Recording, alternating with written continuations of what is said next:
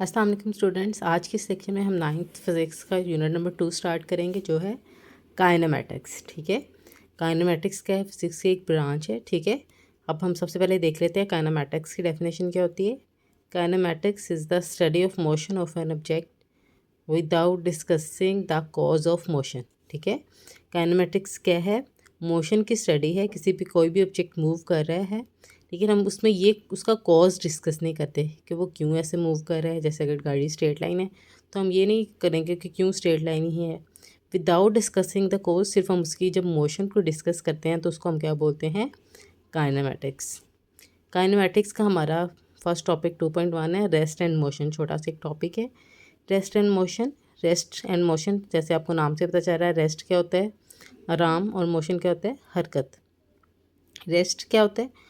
A body is said to be at rest if it does not change its position with respect to its surrounding। ठीक है, अब कोई भी body rest में कब होती है? जब वो क्या करती है? सराउंडिंग के हिसाब से अपनी पोजीशन को चेंज नहीं करती। ये बहुत इंपॉर्टेंट फैक्टर है, सराउंडिंग। ठीक है, यानी कोई भी अगर चीज़ मूव नहीं ना कर रही, वो तो रेस्ट में होगी, लेकिन वो किस पे डिपेंड करता है? उसकी सराउंडिंग पे डिपेंड करता है। अब जैसे हमारे पास ट्रीज़ हैं, ठीक है, ट्रीज़ हैं। जब हम ट्रीज़ के पास खड़े होते हैं या वॉक करते हैं, देखते हैं, तो हमें पता है ट्रीज़ किस फॉर्म में होते हैं? ट्रीज़ रेस्ट की फॉर्म में होते हैं। ठीक है, लेकिन क्या होता है, समटाइम्स हम क्या करते हैं जब गाड़ी में बैठते हैं, ठीक है, तो यही ट्रीज़ क्या करते हैं, जब गाड़ी में हम बैठते हैं तो हमें ऐसा लगता है कि जैसे वो हमारे साथ क्या है? मूव कर रहे हैं। वैसे हमें पता है कि ट्रीज़ मूव नहीं करते, लेकिन उस टाइम पे हमारी सराउंडिंग्स के हिसाब से वो हमें क्या कर रहे हैं? मूव करते हुए दिखाई दे रहे हैं। तो इसका क्या मतलब है? ट्रीज़ क्या हैं? मोशन की फॉर्म में। अगर तो वो कोई चीज़ क्या कर रही है? मूव नहीं कर रही, ठीक है, रेस्ट की फॉर्म में पड़ी है, तो वो किस फॉर्म में होती है? रेस्ट की फॉर्म में होती है। ठीक है, लेकिन वो डिपेंड करता है उसकी सराउंडिंग पे। मैं आपको मोशन की डेफिनेशन बताती हूँ, फिर हम इसको थोड़ा सा डिस्कस करते हैं। अब मोशन क्या होता है? A body is said to be at motion if it changes its position with respect to its surrounding. उसमें क्या था? If it does not changes. Definition same है, सिर्फ डज नॉट का डिफरेंस आता है कि रेस्ट में बॉडी मूव नहीं करती, मोशन में क्या करती है? बॉडी अगर मूव कर रही है, लेकिन यहाँ पे भी इंपॉर्टेंट फैक्टर क्या है? सराउंडिंग। अगर वो सराउंडिंग के हिसाब से मूव कर रही है तो बॉडी क्या है? मोशन में।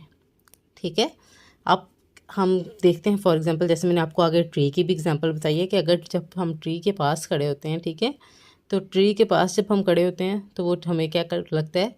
रेस्ट की फॉर्म में लगता है। लेकिन अगर हम गाड़ी में बैठ जाएँ, ठीक है, तो हमें लगता है कि वो ट्रीज़ हमारे साथ साथ मूव कर रहे हैं, तो उस टाइम पे वो ट्रीज़ क्या हैं? मोशन की फॉर्म में है। ठीक है, जैसे अब गाड़ी के हम किसी भी बस में बैठते हैं, ठीक है, जो बस के अंदर पैसेंजर बैठे होते हैं, ठीक है, पैसेंजर्स, ठीक है, जैसे मैं बस में बैठी, मेरी फ्रेंड बैठी है बस में, तो मुझे क्या लगेगी? मेरी फ्रेंड रेस्ट में लगेगी। ठीक है, क्योंकि वो बिल्कुल आराम से बैठी है। लेकिन अगर वही मेरी फ्रेंड, अगर मैं क्या करूँ?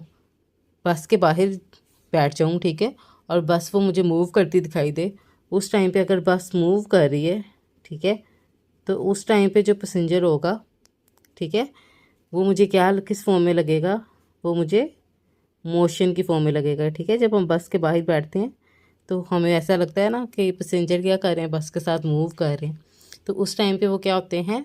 मोशन की फॉर्म में। लेकिन अगर हम वो इसी बस के अंदर मैं खुद बैठ जाऊँ, तो मेरे साथ जो मेरी फ्रेंड बैठी है वो मुझे किस फॉर्म में लगेगी? मोशन की फॉर्म में। तो रेस्ट और मोशन किस पे डिपेंड करता है? सराउंडिंग पे डिपेंड करता है।